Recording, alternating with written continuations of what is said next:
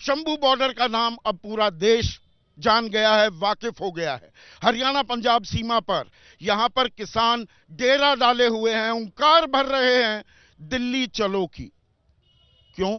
क्योंकि अन्नदाता परेशान है, नाराज है।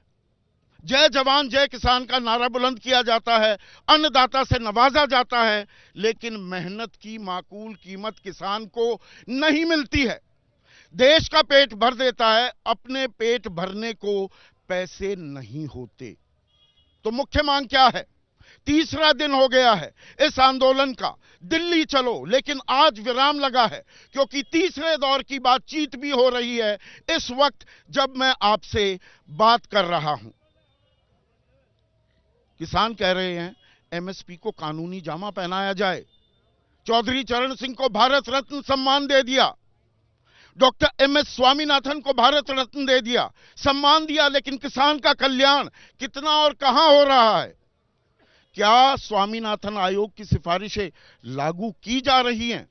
क्या एमएसपी तय करने के लिए C2 प्लस 50% का फॉर्मूला इस्तेमाल हो रहा है, या A2 प्लस FL से ही काम चलाया जा रहा है? और वो भी जो दाम मिलते हैं वो धान, गेहूं, थोड़ा बहुत चना, बाकी जो 20 फसलें हैं उनकी औने पौने दाम पर खरीदी आम बात हो चुकी है। एमएसपी पर खरीदी 5% से भी नीचे। ज्वार, बाजरा, मक्का, इसकी तो 0.26% खरीदी हो रही है एमएसपी पर। अब सरकार कहती है, अर्थशास्त्री कहते हैं, अरे भाई भारी बोझ पड़ जाएगा, 17 लाख करोड़ रुपए का बोझ पड़ जाएगा सरकार पर। लेकिन ये तो तब जब एक एक दाना सरकार खरीदे। क्या किसान कह रहे हैं एक एक दाना सरकार खरीदे? और खरीदती भी है क्या? पर जो बाकी लोग खरीदते हैं वो एमएसपी से नीचे क्यों खरीद रहे हैं, और उस पर दंड क्यों ना दिया जाए? इसके साथ ही साथ किसानों को लेकर जो बाड़ेबंदी की गई है, जो कीलें ठोक दी गई हैं फिर से सड़कों पर, कटीली तारें, कंक्रीट बोल्डर्स वो लगा दिए गए हैं। जिस इलाके में मैं हूं, मुझे शो इसलिए रिकॉर्ड करना पड़ रहा है क्योंकि यहां पर इंटरनेट सेवाएं ठप कर दी गई हैं। जी, किसान हिंसक हो जाएंगे, वही पुराना नैरेटिव, खालिस्तानी, आतंकवादी, पाकिस्तानी, नक्सली और न जाने कितनी कितनी संज्ञाओं से नवाजा गया। अब फिर वही बात कही जा रही है। अनिल विज, बड़े मंत्री हैं हरियाणा सरकार के, वो कहते हैं कि ये चंडीगढ़ में बात क्यों नहीं करते, दिल्ली क्यों जाना चाह रहे हैं, ये दिल्ली को दहलाना चाहते हैं। दिल्ली में ट्रैवल एडवाइजरीज जारी कर दी गई हैं। लोग खौफजदा हैं कि भाई फिर से ट्रैफिक जाम में फंसना पड़ेगा, रूट बदलने पड़ेंगे। आम आदमी को परेशानी कतई नहीं होनी चाहिए, लेकिन किसान उनको परेशान कर रहा है, या यहां पर उस तरह का एक नैरेटिव, उस तरह की तस्वीर भी पेश की जा रही है। और जो ग्राउंड जीरो पर किसान बैठे हैं, उनका दुख दर्द साझा करने के लिए, उनकी पीड़ा समझने के लिए मेन स्ट्रीम मीडिया में से बहुत ही कम लोग यहां तक आने की जहमत भी उठाने की कोशिश करते नहीं दिखाई देते हैं। तो बातचीत से निकलेगा हल, सरकार बनाम किसान, निकलेगा कोई समाधान? यह है आज का बिल्कुल सीधा सवाल। और आज मेरे साथ 250 से ज्यादा किसान संघ हैं जो इस आंदोलन से जुड़े हुए हैं, और इस आंदोलन के दो सबसे बड़े चेहरा, या मैं कहूं चेहरे, सरवण सिंह पंढेर और जगजीत सिंह डल्लेवाल मेरे साथ मौजूद हैं, और बाकी यहां पर वरिष्ठ लोग हैं और आम किसान भी मौजूद हैं। बातचीत करने जा रहे हैं पंढेर साहब। बातचीत किस बात को लेकर? यहां पर जब मांगों का खाका आता है, सरकार कहती है 90% मांग तो हमने मान ली, बाकियों के लिए थोड़ा समय चाहिए। पर देश का आदमी भी थोड़ा असमंजस में है कि असल में मांग क्या है किसानों। देखिए, हमने उनके समक्ष जो बातें रखी थी उनमें से कोई भी नहीं। एक तो पुलिस केस वापस करने के सवाल पर थोड़ी बात आगे बढ़ी, जो लखीमपुर के कांड था उसको जो कंपनसेट देनी थी वो भी बोल रहे हैं अभी पड़ताल करके दे देंगे। ये दो बातों पर थोड़ा, और उन मांगों से कोई बात पर बात आगे नहीं बढ़ी। पर ये क्या मुख्य मांग है, या मुख्य मांग आपकी एमएसपी को लेकर? नहीं, ये तो बाय प्रोडक्ट वाली मांगे थी ना। मुख्यतः मांग तो एक थी एमएसपी जो बाहर से आप आयात करना चाहते हैं फसलें, उनके ऊपर जो ड्यूटी खत्म कर रहे हैं, एक तो वह, एक लैंड एक्विजिशन एक्ट में से जो किसान की सहमति के बगैर जमीन छीनने का निर्णय है, और इससे भी जो किसान खेती संकट का हल करेगा, एमएसपी खरीद की गारंटी का कानून बनाए, C2+50% फार्मूले के अनुसार फसलों के दाम दे, किसान और खेत मजदूर का कर्ज खत्म करे। तो ये बड़ी 3 बेसिक मांगे थी जिनके ऊपर पूरा खेती सेक्टर निर्भर है। उस पे ऊपर तो मेहनत की माकूल कीमत मिले, कानूनी जामा पहनाया जाए, C2+50 फॉर्मूला वो इस्तेमाल किया जाए। सरकार क्या कहती है भाई, 18 जुलाई 2022 से एमएसपी को प्रभावी बनाने के लिए कमेटी तो बनी हुई है, तो कहां पहुंची है सरकार? कोई जवाब देती है आपको जब पूछते हैं? पूछा है आपने ये सवाल? बिल्कुल, हमने 3-4 कमेटियों की रिपोर्ट दे दी। एक तो स्वयं प्रधानमंत्री जब मुख्यमंत्री थे तो कंज्यूमर अफेयर कमेटी के जब चेयरपर्सन 2011 की बात कर रहे हैं। 2011 उन्होंने कहा था भी एमएसपी गारंटी कानून बनना चाहिए। फिर 2018 में माननीय खेतीबाड़ी मंत्री के जो बड़े अधिकारी, उन्होंने कहा था C2+50 से हम देंगे आपको बल। तो एक जबलपुर हाई कोर्ट का निर्णय था, उनको भी हमने उनके सामने रख दिया। अब ये 3 चीजें तो पहले हो चुकी हैं। और अब क्या कह रहे हैं? जब आपसे अर्जुन मुंडा मिले, पीयूष गोयल मिले, नित्यानंद राय मिले, आज चंडीगढ़ में भी बैठक हो रही है, तो क्या कहा जा रहा है? वो खाका कुछ खिंचता दिख रहा है या सब कुछ अधर में ही लटका हुआ है? हमने बड़ा सादा सा बोला है। वो कह रहे हैं इससे पहले हमें कमेटी बना के डिस्कस करनी पड़ेगी। हमने बोला कमेटियां तो पहले भी बहुत बन चुकी हैं, आप इसको ठंडे। 2.25 साल से जो कमेटी है वो क्या कर रही है? 6 बैठकें हो चुकी, 27 चर्चाएं हो चुकी, 37 चर्चाएं हो चुकी। हाँ देखिए, उनके बारे में तो कुछ बोले नहीं भी। जब से हमें किसान आंदोलन में चिट्ठी आई है तो 2 साल से अधिक का समय हो सका। तो हमने बोला भी जो आप एमएसपी अनाउंस कर रहे हैं वो CACP की सिफारिश पे कर रहे हैं ना, उसका डेटा कलेक्शन करते पूरे देश भर में 23 फसलों पे आप तो अनाउंस कर रहे हैं, उसके ऊपर एमएसपी लीगल गारंटी दे दे हमें। हम तो इतना मांगते हैं, और बाकी फसलों पे उसी आधार पर बनाएं, और उसमें हमारी मांग लिख लें भी आगे से C2+50% को जोड़ कर फसलों के दाम देंगे। पर इसमें थोड़ा सा कंफ्यूजन है क्या डल्लेवाल साहब? कल भी मैं बात कर रहा था आपके लोगों से, परसों आप मेरे कार्यक्रम में थे। ये C2+50 पर ही एमएसपी तय होनी चाहिए, या जो मौजूदा एमएसपी है A2+FL कि उसे ही कानूनी जामा पहना दो, आगे आप बात करने को तैयार? हाँ देखिए, एमएसपी की गारंटी का कानून देना अलग विषय है और उसको C2+50 के हिसाब से देना अलग विषय है। तो पहली मांग क्या है आप? हमारा ये है कि एमएसपी की गारंटी का कानून दे सरकार, और उसके साथ साथ जो डॉक्टर स्वामीनाथन का फार्मूला C2+50 की बात हो रही है, ये इन्होंने हमारे साथ, हमारे संगठन ने एक बार आंदोलन किया 2018 में। तब हम उस समय के जो खेतीबाड़ी मंत्री थे, उनके हाथ का पत्थर पड़ा हमारे पास, वो भी सरकार के सामने रखा कि उन्होंने ये कह कर दिया कि C2+50 के हिसाब से हमको फसलों का भाव हम देंगे। अब ये C2+50 क्या चिड़िया है भाई साहब? थोड़ा सा हटना, मैं ये ट्रैक्टर दिखाना चाह रहा हूँ। वीर जी थोड़ा हटना, थोड़ा हटना, थोड़ा हटना एक बार ट्रैक्टर। ये देखिए C2+50 आपको समझाने की जरूरत है। C2+50 में क्या होता है कि जो पैसा लगता है, जो पैसा लगाता है किसान, उसका ब्याज भी है। अब ट्रैक्टर खरीदा, आप कार खरीदते हैं, आप कारोबारी हैं, तो आप डेप्रिसिएशन उस पर लेंगे। ट्रैक्टर की कोई डेप्रिसिएशन मिलती है क्या? जो ब्याज है जमीन का, जो पैसा लगाया, वो पैसा ब्याज के तौर पर क्या गिना जाता है इस रकम में? इसके अलावा जो आप खरीदी कर रहे हैं, टिलर लिया, हैरो लिया, रोटावेटर लिया, हार्वेस्टर लिया, क्या उसके पैसे लगाए जाते हैं? इस बात पर सरकार क्या कहती है? कारोबारी तो सारी चीजों का फायदा उठाते हैं, आपको क्यों नहीं दिया जाता? दरअसल जो सरकार की ओर से बात आती है ना संदीप जी, मुझे ये लग रहा है कि सरकार का इरादा ठीक नहीं है। वो एक कमेटी बन गई, अब इसके ऊपर मैं ये कह रहा हूँ, वो तो कमीशन था, ये कमेटी की बात कर रहे हैं। एक कमीशन की सिफारिश आ चुकी है कि इस हिसाब से किसानों को तो ये रेट देना बनता है, दिया जाए, कम से कम बोला उन्होंने।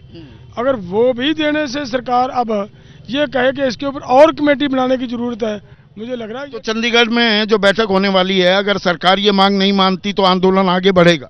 देखिए, आंदोलन रुकने की कोई संभावना कैसे होगी जब हमारे किसान को लगातार अभी तक अगर पूरे देश के किसान का आप आंकड़ा देखोगे 7 लाख के करीब किसान सुसाइड कर चुका पूरे देश में।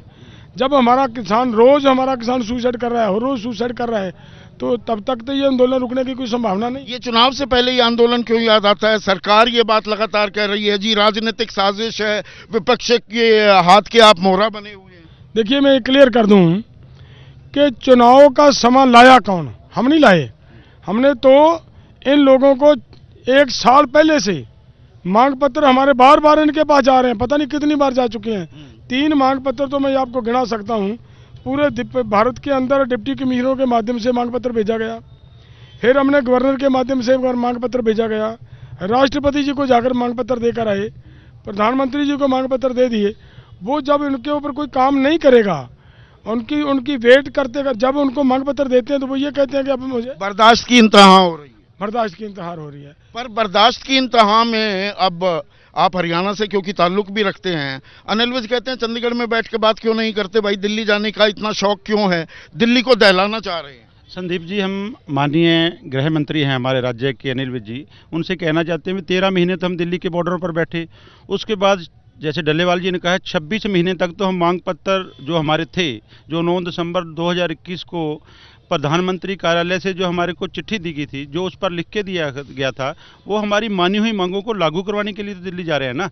कल अनिल विज जी का एक और बयान आया, वो कहते हैं हमारे ड्रोन जा रहे हैं, तो वो ऐतराज उठा रहे हैं, हमारे ड्रोन पंजाब में जा रहे हैं। तो हम कहते हैं आपका पंजाब और हरियाणा अलग थोड़ा, जी तो हमारे देश के किसान हैं, पूरे देश के किसान आ रहे हैं। भारत पाकिस्तान बना दिया, भारत पाकिस्तान बना के, और आप ही कमेंट कर रहे हैं। एक तरफ तो आपने इतनी बड़ी बड़ी दीवारें कर दी, हमारे ग्रामों के इतने हालात कर दिए भी, एक गांव से दूसरे गांव के लिंक। तो आप उकसा रहे हैं, लोग ये कहते हैं किसान देखिए अब रेला, ये 5 किलोमीटर लंबा रेला जी बैरिकेड तोड़ देंगे, उत्पाती हैं किसान तो हमें परेशान करते हैं, ये भी तस्वीर दिखाई जा रही है ना, मैं गलत तो नहीं कह रहा हूँ? ये सुबह से कल डल्लेवाल जी ने दिखाया था, ये भी तस्वीर दिखाई जा रही है ना जी, ये दागे जा रहे हैं गोले, ये हमारे ऊपर गोलियां दागी जा रही हैं, ये तस्वीर कौन दिखा रहा है? सरकार दिखा रही है ना। हमने तो हरियाणा में तो रुकने का कोई सिस्टम नहीं था, हम हरियाणा से हम भी दिल्ली जाना, ये पंजाब वाले पूरे देश के किसान पंजाब में जा रहे हैं, तो हम तो दिल्ली जा रहे हैं ना, अपनी ही देश की राजधानी में अपने ही देश का किसान जा रहा है। तो ये हरियाणा की सरकार की ठेकेदारी पिछली बार भी ले ली इन्होंने, 2020 में वो भी फेल हो गई, अब फिर ले ली, तो हम तो दिल्ली जाएंगे ना। दिल्ली जाएंगे तो ये कल जो एक अधिकारी पकड़ा है, पुलिस का मुलाजिम पकड़ा है, वो मुलाजिम हमने पकड़ के लेके आए, उसके बाद उसको ये देखा भी उसके साथ 20-22 बंदे थे, वो ईंटें इधर से उकसा के जो पुलिस वाले आगे से रोकते थे, उनके हमारे बच्चों को, हमारे किसानों को भड़का के उनको ईंट मारते थे तो आंसू गैस के गोले छोड़ते थे। अब किसान को बदनाम करने के लिए हरियाणा सरकार अपने ही मुलाजिमों को हमारे पंजाब वाले हिस्से में भेजकर और बदनाम कर रही है। उसके बाद उसको पकड़ के पंजाब पुलिस के हवाले किया, उसके ऊपर उसके फ़ोन पे कभी सीआईडी का, कभी जींद एसपी का, कभी सिक्योरिटी इंचार्ज का, कभी सिरसा से, पूरे हरियाणा से फ़ोन आ रहे थे। वो फ़ोन हमने जब आते थे उसको होल्ड करके मीडिया में भी दिखाई, सुनाए भी। ये सरकार तो इतनी चालें चल रही है हमारे किसानों को बदनाम करने के लिए भी, ये इतना नैरेटिव सेट कर रही है भी किसान नहीं को हुआ है, पूरे देश, बाहर के देश से आया। तो जब इतनी बड़ी बात हो रही है, पूरा देश देख रहा है, ये आप लोगों के चैनल के माध्यम से पूरी दुनिया देख रही है, इसका हालात क्या किया जा रहा है। लेकिन एक एक जो हमारे किसानों के ऊपर हम कम बिल्कुल शांतमय तरीके से हमारे आगू साहबान बोल रहे थे, तो एकदम इकट्ठे हुए थे। यहाँ पर मेजर सिंह जी, एक बात और दिल्ली में ये बड़ी चलती है कि आप तो बड़े बड़े किसान बड़े बड़े ट्रैक्टरों में घूमते हो जी, लैपटॉप का भी इस्तेमाल होता है, बहुत लोगों को पेट में दर्द हो रहा है, स्मार्टफोन भी रखते हैं किसान, जीन्स पहनते हैं, वो तो बड़ी बड़ी गाड़ियों में घूमते हैं, ये बड़े किसानों का खेल चल रहा है। ये तो सिर्फ हमारे में फूट डालने के लिए कह रहे हैं, ऐसी कोई बात नहीं है। ट्रैक्टर देखो तो हमारे में लोन तो देखो कितना कितना एक ट्रैक्टर का 10-10 लाख तो हमने लोन लिया हुआ उसके ऊपर, वो नहीं देखते, वो सिर्फ ये देखते हैं, ट्रैक्टर देखते हैं। हमने खेती करनी है, छोटे संद के साथ अब खेती नहीं होती है, हमें लोन लेने पड़ते हैं। अगर हम इतने अमीर होते आत्महत्या क्यों करते? बताओ। सबसे ज्यादा खरीदी जो एमएसपी पर हो रही है, गेहूं और धान की बात करूं तो पंजाब उसमें सबसे ऊपर है, पर सबसे ज्यादा आवाज आप ही लोग बुलंद करते हैं। फिर हमें ज़्यादा काम करना पड़ता है, हमें ज़्यादा घाटा पड़ता है। और आप ज्यादा जागरूक हैं और ज्यादा आपको ज्ञान है इस बात का। ज़्यादा हम मर रहे हैं, हमें कनेक्शन बोर लगाने पड़ते हैं, सब कुछ, इसीलिए हमारे ऊपर सबसे ज़्यादा कर्जा है। पर इस बात को लेकर पंडेर साहब बड़ी दिलचस्प बात है ये कोई सवाल नहीं। बहुत से लोग कहते हैं पंजाब, हरियाणा, पश्चिमी उत्तर प्रदेश, यहीं के किसान सड़क पर क्यों उतर आते हैं, बिहार का क्यों नहीं उतरता। बिहार में तो एपीएमसी आ गई थी 2005 में, 42,000 रुपए तो कुल जमा उनकी आय है पूरे साल की, 3,500 रुपए महीना। तो ये बात कंपेयर क्यों नहीं, ये तुलना क्यों नहीं की जा रही है खुलकर। देखिए, ये पहले भी जो बातें कही जाती थी खत्म हो गई। जो बोलते से भी 3 कृषि कानून ठीक है। हमने बिहार की उदाहरण दी अपने 2005 की, तब तो उनको मंडी तोड़ दी गई। तो बिहार वर्सेस पंजाब के किसान को देख लो। पंजाब, हरियाणा और पश्चिमी उत्तर प्रदेश में अगर थोड़ी सी स्थिति किसानों की ठीक है तो वहाँ ये फसलें थोड़ी सी खरीदी जा रही है। अगर यहाँ भी खरीदी नहीं होती तो किसानों की हालत इससे भी दयनीय हो। और आज की तारीख में किसान की आय कितनी है? 10,218 रुपए। आय तो दोगुनी होनी थी 31 दिसंबर 2022 तक। ये आंकड़ा कोई नहीं बताता। ये आंकड़ा कोई नहीं बताता कि विशुद्ध किसानी से आज की तारीख में एक किसान 27 रुपए प्रतिदिन कमा रहा है, मजदूरी से वो ज्यादा कमा रहा है। किसान इतना मजबूर हो गया कि वो मजदूर बनता जा रहा है। संदीप जी, बात ये है कि जो हमें जो रेट मिलता है अब एमएसपी का, ये एक तरह का वेंटिलेटर है। वेंटिलेटर सिर्फ जिंदा रखने के लिए लगाया जाता है। अब जो वेंटिलेटर है, अब अगर उसको भी कमजोर कर देंगे तो फिर किसान जिंदा कैसे रह पाएगा। तो वेंटिलेटर का खर्चा भी तो बहुत होता है। वो बहुत सारे अर्थशास्त्री ये बताते घूम रहे हैं 17 लाख करोड़ रुपए का बजट का इस्तेमाल हो जाएगा। 36% है वो हमारे 45 लाख करोड़ के बजट का। संदीप जी, 60% लोगों पर अगर इतना खर्चा करना पड़े सरकार को, जो सेक्टर सबसे ज्यादा रोजगार मुहैया करवा रहा है देश में, और जो सेक्टर कोरोना काल में भी आगे बढ़कर उसने देश की अर्थव्यवस्था को संभाला, तो उस पर अगर इतना खर्च करना, हालांकि इतना खर्च होगा क्या? नहीं, इतना नहीं होगा। हमारी एक्सपर्ट से बात हुई है, ये बहुत बड़ा चढ़ाकर बताया जा रहा है। बहुत बड़ा। ये आंकड़े आए कहां से? आपने सरकार से पूछा कि जी ये 17 लाख करोड़ का आंकड़ा कहां से आ गया? पिछले साल की खरीदी 2,28,000 करोड़ की है कुल मिलाकर। देखिए संदीप जी, एक बहुत बड़ी इंपॉर्टेंट बात है जो वो बता रहे हैं कि हमें 17 लाख करोड़ रुपया का बोझ पड़ेगा हमारे खजाने के ऊपर। और जो इसको ये नहीं देख रहे कि जो हमारे यहाँ से एग्रीकल्चर के प्रोडक्ट्स होंगे वो कहीं आप दरिया में, नदियाँ में तो नहीं फेंक दोगे, और जो खरीदोगे उसे आगे बेचोगे। हाँ। और उससे जो आय होगी वो इससे निकलेगी या नहीं निकलेगी? पर महंगाई बढ़ जाएगी। महंगाई कहीं नहीं बढ़ेगी। हाँ। अगर इनकी नीयत साफ हो तो महंगाई बढ़ने की संभावना एक रत्ती पर भी नहीं। मामला क्या है कि ये देखिए, अगर कारपोरेट का एक कारपोरेट का ट्रैक्टर जिसके ज़्यादा से ज़्यादा लोहे का अगर हिसाब लगाओगे तो 2 लाख से ऊपर नहीं है। वो कितने का बिक रहा है? 12-14 लाख का बिक रहा है। उसकी कीमत नीचे लाएं। अगर उसकी कीमत नीचे लाएंगे तो वो अपने आप अनाज सस्ता पैदा होगा। हमें जो पेस्टिसाइड ले रहे हैं हम, उसके ऊपर इतना संदीप जी लूट हो रही है कि 1 लीटर का जो डिब्बा होता है उसके ऊपर रेट जो लिखा जाता है MRP, वो लिखा जाता है 800 रुपये पर लीटर, लेकिन बिक रहा है 200 रुपये पर लीटर में। इतनी उसमें गुंजाइश छोड़ी गई है लूटने की। जब 200 में भी दिया जाता है तब भी उससे कमाई की जा रही है। ये जो कारपोरेटों के पक्ष में ये बातें जा रही हैं, इनको अगर अंकुश लग जाए, ये जो रियल रेट में जितने की है, अगर 50 की लीटर है तो 50 का फार्मर को मिले। अगर ट्रैक्टर 2 लाख का है तो 2 लाख। ये लागत की भी तो बात आ गई। हम जब एमएसपी की बात करते हैं, लागत के आकलन पर सारे खामोश क्यों हो जाते हैं? जी एमएसपी बढ़ा दी 5% या एमएसपी बढ़ा दी 10%। आपकी खेती की लागत पिछले 3 सालों में कितनी बढ़ गई वीर जी? बहुत बड़ी है। ये हरियाणा से 30%, 25-30 की 40-50% ही बढ़ी हुई है जो लागत हमारी। क्योंकि लागत है हमारी लागत इसलिए बढ़ गई है क्यों जो भी चीज हमने लेनी है वो महंगी है। जो चीज हमने बेचनी है, खाद हो, बीज हो, खरपतवार हो, ये ट्रैक्टर की मैं बात कर रहा था, इसके टायर हो, इसके रिम हो, सब पर 18% 28% जीएसटी लग रही है। कोई भी चीज़ है, चाहे वो डीएपी है, चाहे वो ट्रैक्टर है, चाहे कोई का भी। तो कट्टा 50 का 40 किलो का कर दिया। हाँ, डीएपी का भी कर दिया, यूरिया पे भी 10 किलो कम कर दिया। और जो ये कहते हैं एमएसपी मिल रही है, हम कॉटन पर, हम हरियाणा के यहाँ कॉटन बेची, एमएसपी पर खरीदी नहीं, 4500 को बिकी है, जो कि 7020 रुपये कॉटन का रेट था। एमएसपी कर क्या खरीदा है। और उसके बाद दूसरी बात ये है कि जो गमार की फसल है उसको सरकार ने फसल ही नहीं माना, उसको सरकार बनती है, ये तो है। और हरियाणा सरकार तो अब ये कह रही है भावांतर, बाजरे बूजरे पर भावांतर भी 300-400 रुपए का जितना फर्क आया वो सरकार ने दिया। क्या वो एक हल हो सकता है? नहीं हो सकता हल। ऐसे नहीं हो सकता कि भाव है जो बाजरे का एमएसपी का, उसका और जो व्यापारी खरीद रहा है, व्यापारी तो नीचे खरीद रहा है बहुत ज्यादा, और उसकी भरपाई कर रही है ना सरकार। भरपाई नहीं हो रही। वो 300 रुपये से या 400 से क्या इससे भरपाई होगी? जो एमएसपी से 1200-1000 रुपये कम बिक रहा है, तो 300 से कैसे भरपाई? 300 से कैसे काम चलेगा? तो ये काम आपको लगता है ये कितने आंदोलन करोगे, कुछ हल भी निकलेगा, या बस सड़क पे ही बैठना यही किस्मत में लिखा है? वह किस्मत में तो यही है जी, निकलेगा हल। ਹੁਣ ਤਾਂ ਪੂਰੇ ਜ਼ੋਰ ਨਾਲ ਆ ਰਿਹਾ ਸਾਰਾ ਦੇਸ਼ ਜੀ, ਪੂਰਾ ਜਿੰਨਾ ਵੀ ਤਨ ਮਨ ਤੇ ਜ਼ੋਰ ਲਾ ਕੇ ਜੀ, ਜਿਹੜੀ ਮੋਦੀ ਸਰਕਾਰ ਹੈ ਇਹਦੀ ਗੋਡੀਆਂ ਲਵਾ ਕੇ ਹੀ ਛੱਡਾਂਗੇ ਹੁਣ। लगवा के ही छोड़ देंगे। आप बुजुर्ग भी हैं, आप दोनों से मैं पूछना चाहूंगा, आपके बेटे भी खेती करते हैं, आप चाहेंगे वो खेती ही करते रहें? जो किसानी का, खेती का हाल हो गया देश में, ਉਹ ਤਾਂ ਆਪਣੇ ਆਪੇ ਛੁੱਟ ਜਾਣੀ ਹੈ। ਕਾਹਨੂੰ ਕਰਨਗੇ ਜਦੋਂ ਉਹਨਾਂ ਕੋਲ ਜ਼ਮੀਨ ਨਹੀਂ ਰਹਿਣੀ। ਜਿਹੜੀ ਅੱਜ ਸਰਕਾਰ ਦੀ ਨੀਤੀ ਹੈ ਉਹ ਤਾਂ ਜ਼ਮੀਨ ਖੋਹਣ ਤੇ ਹੈ। ਜਿਹੜਾ ਅਸੀਂ ਦੁੱਧ ਵੀ ਪੈਦਾ ਕਰਦੇ ਹਾਂ, ਸਾਨੂੰ ਦੁੱਧ ਦਾ ਵੀ ਪੂਰਾ ਰੇਟ ਨਹੀਂ ਮਿਲ ਰਿਹਾ।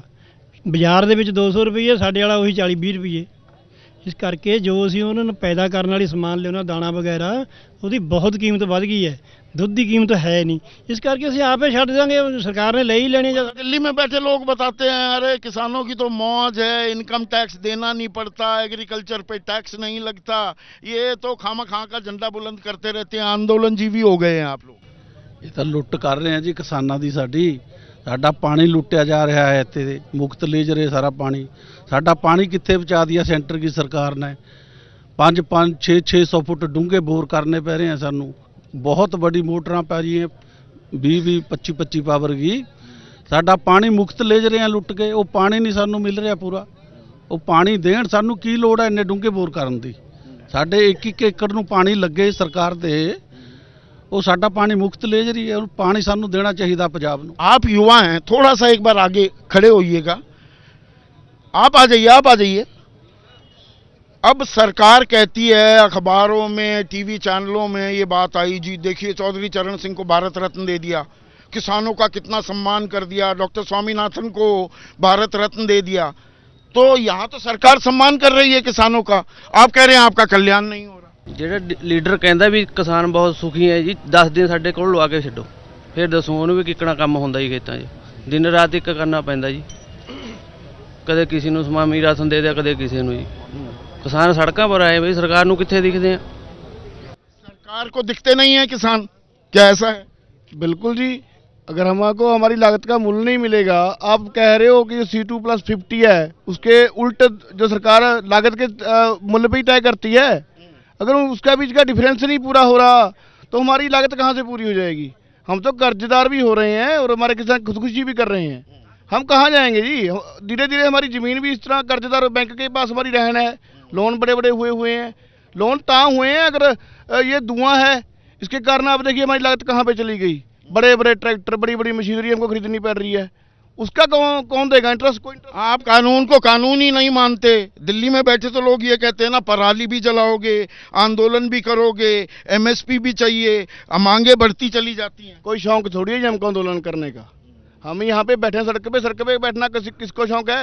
जो वहाँ पे बैठे हैं मंत्री, उनको बोलिए कि हाँ आके सड़क पे देखिए कैसे बैठा जाता है। 10 दिन हमारे साथ खेत में लगाइए, कैसे काम होता है ग्राउंड जीरो पे। सिर्फ पेन चला के थोड़ी काम होता है। और मंत्री बदल दिए जाते हैं, कृषि और किसान कल्याण मंत्री विधानसभा चुनाव में भेज दिए जाते हैं, फिर अब एक नए मंत्री आ गए।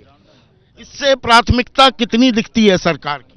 सरकार अगर किसान के लिए संजीदा होती तो ये जो आंदोलन हो रहा है इसकी नौबत ही ना आती जी।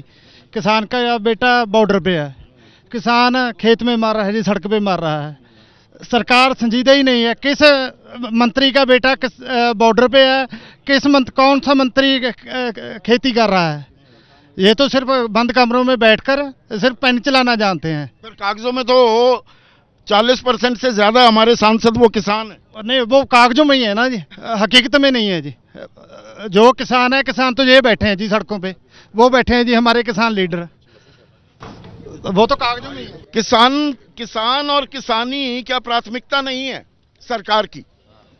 आज संदीप जी, किसान का बेटा पढ़ लिख कर वो खेती क्यों नहीं करना चाहता? जब मिनिस्टर का बेटा मिनिस्टर बनना चाहता है, अफसर का बेटा अफसर बनना चाहता है, डॉक्टर का बेटा डॉक्टर, मेरे जैसे पत्रकारों के बहुतों के बेटा बेटी पत्रकार बन गए। पर किसान का बेटे का क्यों खेती से मोह भंग हो रहा है? इसका कारण ये सरकारें हैं, इनकी गलत नीतियां हैं। जो खेती है ये अब नुकसान का धंधा हो गया है, मजबूरी का धंधा है। किसान मजबूरी में खेती कर रहा है, वो अपने शौक से नहीं कर रहा है। बहुत से लोग ये कहेंगे क्यों मजबूरी में मरे जा रहे हो, छोड़ दो किसानी। क्या करे फिर? कहाँ से चलेगा ये देश? जब ये देश आज़ाद हुआ था तब सरकार ने हमें कहा था कि लोगों बहुत बड़ी बड़ी यूनिवर्सिटियां बनाई, ग्रीन रेगुलेशन लेके आई सरकार जी, और वो हमारे किसानों ने दिन रात मेहनत करके इस देश के जो अन्न भंडार है उसको भर दिया। आज जब जो भर गया उसके बाद क्या हमें सरकार को नहीं चाहिए कि इन किसानों की हालत भी सुधरे? किसानों की हालत पर देखिए, कोरोना काल भी आया, सारी अर्थव्यवस्थाएं गोता खा गई। 23.9% हमारी अर्थव्यवस्था गोता खा गई। वो आप लोगों के मजबूत कांधों ने 3.5% की विकास दर से हमारी अर्थव्यवस्था को संभाले रखा। 81 करोड़ 35 लाख लोगों को सरकार मुफ्त में राशन दे रही है, वो आपके बल पर है। उसका इनाम क्यों नहीं मिलता है किसान को? संजीव जी, बात ऐसे है, मैं अपने तरीके से बोलूँगा, जो आप पूछ रहे में से वो नहीं है। सबसे पहले बात यह है, जो दिखता वो होता नहीं है। जो दिखता वो होता है। जैसे आपने ट्रैक्टर देख लिए। एक और चीज इस किसान आंदोलन को लेकर जो कही जाती है कि ये एक जाति विशेष, अरे ये तो ये जाट आ जाते हैं, यही सारा रोड़ा काटते हैं। आप तो जाट नहीं हैं, आप क्यों का आंदोलन में खड़े हैं? दिल्ली वालों की माने तो बस सिर्फ ये जाटों के ही पेट में तकलीफ होती है। असल में हम किसान हैं, हम तो चंडीगढ़ में भी आए हैं, और किसानों की मांग बहुत जरूरी है, जायज है। और जो सरकार है वो किसानों के लिए अनदेखी कर रही है, किसानों के ऊपर जुल्म कर रही बराबर। किसानों की मांग कोई नाजायज नहीं है। हम तो वही मांग रहे हैं जो सरकार ने कहा था, एमएसपी की गारंटी, और किसानों वादा सरकार का था वही याद दिलाया जा रहा है। एक मिनट, थोड़ा भाई साहब आप आगे आइए। ना मैं कारण है क्यों कह रहा हूँ, आप आइए। हाँ, पंडेर साहब 1 मिनट के लिए बस रुकिएगा। मैं इसलिए कह रहा हूँ, you are very unlike a kisan. Delhi वाले जो कहते हैं ना, अरे भाई टी-शर्ट पहन रखी है, जीन्स है, पढ़े लिखे हैं, किसान जीन्स नहीं पहन सकता, लैपटॉप इस्तेमाल नहीं कर सकता, आईफोन इस्तेमाल नहीं कर सकता, ये सारी चीजें आप इस्तेमाल करते हैं। वो तो कहते हैं फिर आप किसान ही नहीं। यही गल कर रहे हैं। हम सब कुछ कर सकते हैं। हमारे बच्चे, हमारे पहले दादा परदादा अनपढ़ थे, अभी हमारे बच्चे पढ़े लिखे, हम पढ़े लिखे, हम क्यों नहीं इस्तेमाल कर सकते लैपटॉप वगैरह सब कर सकते। यहाँ पर अभी आपने मीडिया की भी बात की, आपने चुनौती दी कि अर्जुन मुंडा आ जाएं एबीपी न्यूज पर मेरे सामने, मैं एंकरिंग करूं और आप दोनों से सवाल पूछूं, दूध का दूध पानी का पानी हो जाएगा। जब आप पत्रकारों की बात करते हैं, पर पत्रकारों को लेकर भी किसान आंदोलन में कि भाई ये गोदी मीडिया हो गई, पत्रकार भी तो अपना काम कर रहे हैं। कल भी पत्रकारों के साथ बदसलूकी की गई, क्या उसके लिए आप अफसोस भी जाहिर करेंगे? देखिए संदीप जी, पत्रकार, अगर मैं कहूँ, पत्रकारों की ही वजह से हमारा आंदोलन पूरे वर्ल्ड में गया है। मुझे बहुत खेद है इसके ऊपर कि जिस भी पत्रकार के साथ जितना भी हुआ उसके लिए हम क्षमा मांगते हैं। पत्रकार हमारे भाई हैं, हमारा परिवार है, हमारे लड़के हैं। मैं तो ये भी कहूँगा कि जहाँ शेलिंग हो रही है वहाँ जब हमारा एक नौजवान खड़ा है ना, वहाँ पे पत्रकार भी खड़ा है। पत्रकारों को भी गोली लगी है, 2 को। हाँ, पत्रकारों को भी वो लग रही हैं। तो आपके आंदोलन का वो भी हिस्सा है। लेकिन मामला क्या हो गया दरअसल कि पिछले आंदोलन में पत्रकारों ने एक लाइन बना दी, खींच दी, जिन्होंने बिल्कुल साफ कर दिया कि हम तो मोदी के पक्ष में ही बोलेंगे, भले मोदी जो चाहे करे। तो वो वहाँ से एक नैरेटिव बन गया कि ये तो भाई मोदी गोदी मीडिया बन गए, गोदी मीडिया बन गए, गोदी मीडिया बन गए। अब हमारे लोगों को ये नहीं पता। ये भी एक चुनौती है क्या आपके सामने? देखिए मीडिया को हैंडल करना। बिल्कुल। पर मीडिया के साथ देखिए, हम तो काम कर रहे हैं ना, मैं पूछूंगा सवाल और मैं आपके सामने डट के जितने टेढ़े सवाल हो सकते हैं, कार्यक्रम का नाम सीधा सवाल, सवाल मेरे टेढ़े होते हैं और टेढ़े ही रहेंगे। सवालों से हम बिल्कुल नहीं डरते, सवाल से सवाल करे कोई बात नहीं है। दो बातें हैं, अब भी कुछ मीडिया बोल रहा है अभी ट्रैक्टर नहीं टैंक है, ये मोदी के खिलाफ नफरत भर कर आए हम। नहीं भाई देख लीजिए, हम किसी के खिलाफ नफरत नहीं, हम कहते मीडिया हाउस और होता है, मीडिया कर्मी और होता है, इस बात को समझे। हम नहीं चाहते आलोचना करना, हमारा किसी का भी जन्म सिद्ध अधिकार है, हम डरते नहीं, हम तो अपनी बात का जवाब देने के लिए तैयार है, पर हमारे खिलाफ नैरेटिव मत बनाएं। कितना लंबा आंदोलन करेंगे सरकार नहीं मानती तो? हम चाहते हैं, हम ऐसा चाहते नहीं, ये बात आप कह लीजिए। हम ना तो दिल्ली जाना आने का सवाल है, ना बैरिकेड तोड़ने का आने का सवाल है, मांगे मनवानी हमने, मांगी मनवानी है, उनको बोलिए मान लें, घर जाएंगे नारे। एमएसपी को कानूनी जामा पहना दीजिए, बात खत्म। बाकी चीजें बाद में भी हो सकती हैं क्या? नहीं चलो वो देखिए संदीप जी, बाकी चीजें बाद में होने के मामला, जब एमएसपी की गारंटी का कानून देते हैं तो वो जो दूसरा मामला है ना जी किसानों के ऊपर कर्ज का, वो बहुत सीरियस मैटर है। आज कर्ज हमारे किसान को लगातार निकल रहा है, किसान रोज हमारे हाथ से 4-5 किसान उनकी जान जा रही है।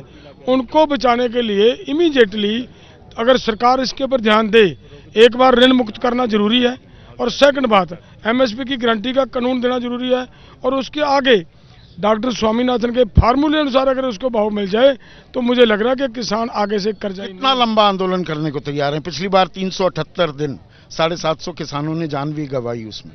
हम एक दिन भी नहीं बैठना चाहते, ये सरकार से पूछे भी। सरकार नहीं मानती तो? मैंने तो ही बोला भी सरकार कितना देर हमें से आंदोलन करवाएगी, ये सवाल नहीं भी हम करेंगे कितना, वो कितना दिन हमसे आंदोलन करवाएंगे। चुनावी टाइम भी है, राजनीति हावी होती है, पिछली बार भी आंदोलन पर राजनीति थोड़ी हावी हो गई थी, ये भी एक समस्या, एक चुनौती है आपके सामने। नहीं होने देंगे, हमने बोला अपनी स्टेज से किसी भी पार्टी को आप नहीं आने। मैं एक और बात करूं, जो भाजपा के समर्थक है डालें भाजपा को वोट, हमारी मांगे सही है तो हमारा समर्थन करें। बात सवाल राजनीतिक आपको कोई लेना देना नहीं।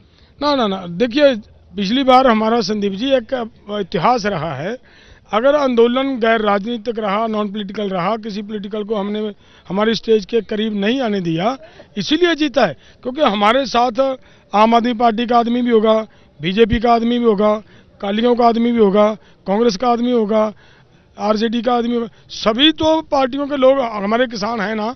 अगर हम इसको पॉलिटिकल होने से बचाकर रखेंगे तो सभी किसान हमारा। पर ये अभी सिर्फ पंजाब के किसान संगठन ज्यादा लामबंद हो रहे हैं, अभी हमने पश्चिमी उत्तर प्रदेश, बीकेयू, राकेश टिकैत, इन सब लोगों को नहीं देखा। खबरें ये भी आ रही हैं कर्नाटक से एक बोगी भरी हुई आ रही थी, उसको कहीं रोक लिया गया मध्य प्रदेश में। बाकी देश के किसान आंदोलन नहीं करते, आप ही करते हैं। नहीं, ये अखिल भारतीय किसान आंदोलन नहीं, ये पंजाब हरियाणा के किसानों का आंदोलन। बिल्कुल नहीं, बिहार वाले भी आंदोलन कर रहे हैं, मध्य प्रदेश में भी हो रहा, अन्य राज्यों में। आप पता कीजिए, यूपी के जिन किसान संगठनों ने हमें समर्थन दिया उन्हें गिरफ्तार कर लिया गया, कल गिरफ्तार किया गया। हाँ, ऐसे नहीं बात है, सब हमारे साथ हैं। सबसे बड़ी तस्वीर जो उभर कर आ रही है शंभू बॉर्डर से, वो ये कि सरकार भी अपनी और ये किसान भाई भी अपने, लेकिन भरोसा, एतबार, उसकी कमी है, एक ट्रस्ट डेफिसिट है।